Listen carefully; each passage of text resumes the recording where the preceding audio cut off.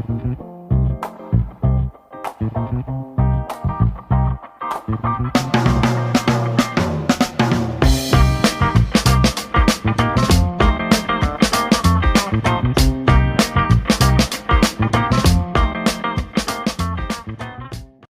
préfixe il, so il. When we're talking about prefix, normally we're talking about, well, letters, a group of letters that you will put in front of existing words. And by adding these letters or group of letters, you will change the meaning or the original meaning of the word. Okay, and that will be the case with this prefix il. Okay, so let's see. And so normally if we're talking about this il prefix, then it will mean privé de, sans.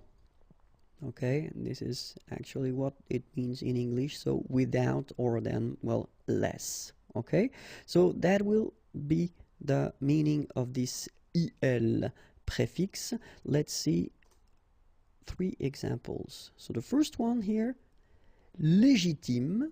Okay, so légitime.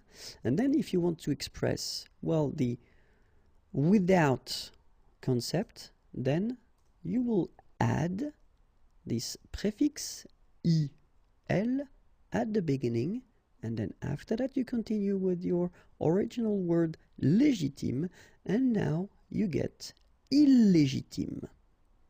Okay, illégitime, légitime, illégitime.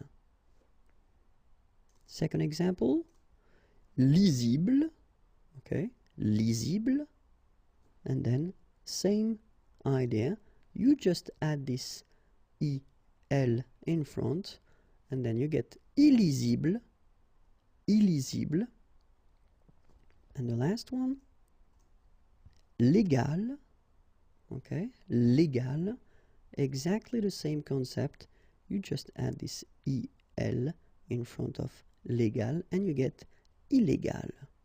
Okay, so of course you understood that we add this il here because the original word is starting with L.